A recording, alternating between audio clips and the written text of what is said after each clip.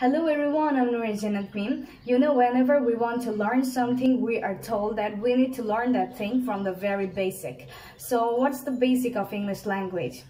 Alphabet, right? So yeah, today we're going to know the correct pronunciation of alphabet, because you know this is the very basic. If we do not build our foundation correctly, then we may collapse in future. So for that reason, it is really important to know all the correct pronunciations of our alphabet.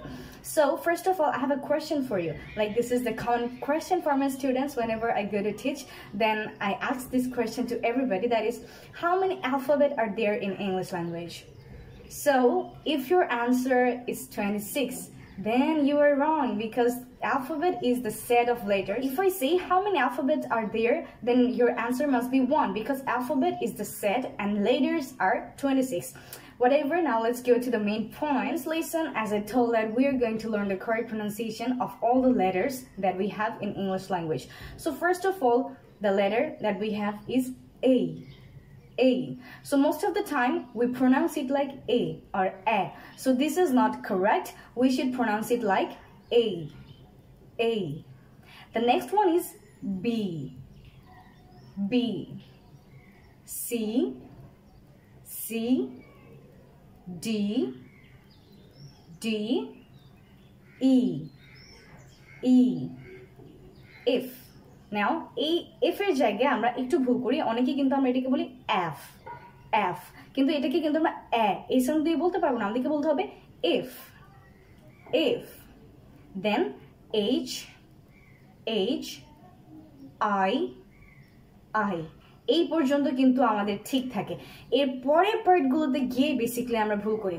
এর পরের যে লেটারটি আছে এটাকে কিন্তু অনেকে বলে J, এটাকে কিন্তু আসলে জে বলবো না, এটা হচ্ছে জে। J J লাস্টে কিন্তু একটা এই সাউন্ড হবে, এই J J। তাহলে সবাই আমার সাথে বলুন J। তারপর আমাদের যেটা আছে সেটাকে আমরা বলবো K K।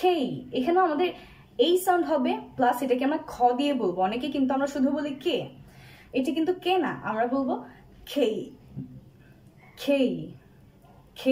So J K J K. The next one is L. L. এটাকেও কিন্তু আমরা এ দিয়ে বলি, L L. So L টা কিন্তু ভুল, correct pronunciation is L L. Similarly M, not M, M N O O. এটাকে আমরা শুধু ও বলে ছেড়ে দিব না, একটা রস্য ওর মতো করে আমরা প্রনাউন্স করব, O O। তাহলে কি হলো আমাদেরকে J K L M N O. The next one is P P.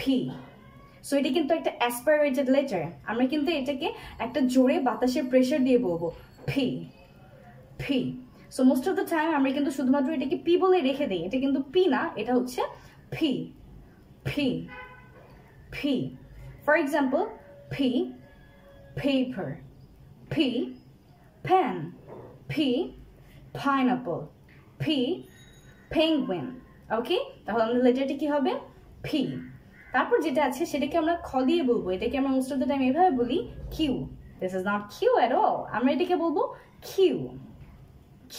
তাহলে আমাদের কি হলো P Q। তারপর যেটা আছে সেটা হচ্ছে R R।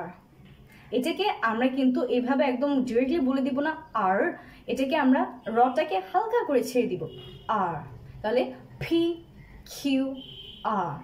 তারপর আমাদের আছে S S। তো এটাকেও আমরা মোস্ট অফ দ্য টাইম কিন্তু এস সাউন্ড দিয়ে বলি, এস, সেভাবে বলবো না, আমরা বলবো এস। তারপর আছে T, কমন T, রাইট? এটাকে আমরা টি বলবো না, এখন থেকে আমরা বলবো T T T। টিও কিন্তু একটা অ্যাসপিরেটেড সাউন্ড, ঠিক আছে? তাহলে এটাকে আমরা কি বলবো T T for time, T for table, T T। তাহলে কি হলো এখানে আমাদের P Q R S T। তারপর U, এটা কারো ভুল হয় না, U। তারপর যেটা আছে V, ভাইব্রেট করে বলতে হবে এটাকে V V U V V। তারপর আমরা বলবো W W W W, অনেকে কিন্তু W বলে দিই, তাই না? সো W বলবো না, এটাকে আমরা বলবো W, তারপর X, Y, and সবার শেষে আমাদের কি আছে? Z বা Z। দুইটাই কারেক্ট, একটা আমেরিকান একটা ব্রিটিশ। তো আমরা এটাকে বলতে পারি Z বা Z। বেসিক্যালি জেডটাই বেশি ব্যবহৃত হয়, তো আমরা জেডটাকেই বলি জেড। এটাকে কিন্তু ভাইব্রেট করে বলে দিব। অনেকে কিন্তু শুধুমাত্র জেড বলে, জেড, সেভাবে বলবো না। এই যে ভি অ্যান্ড জেড, এই দুইটাতেই কিন্তু আমাদের ভাইব্রেট করে বলতে হবে, V and Z, V Z. তাহলে আমরা শিখে গেলাম যে কিভাবে আমরা কারেক্টলি প্রোনাউন্স করতে পারি আমাদের সবগুলো অ্যালফাবেটকে। এখন আমরা first to last at a time বলে যাব।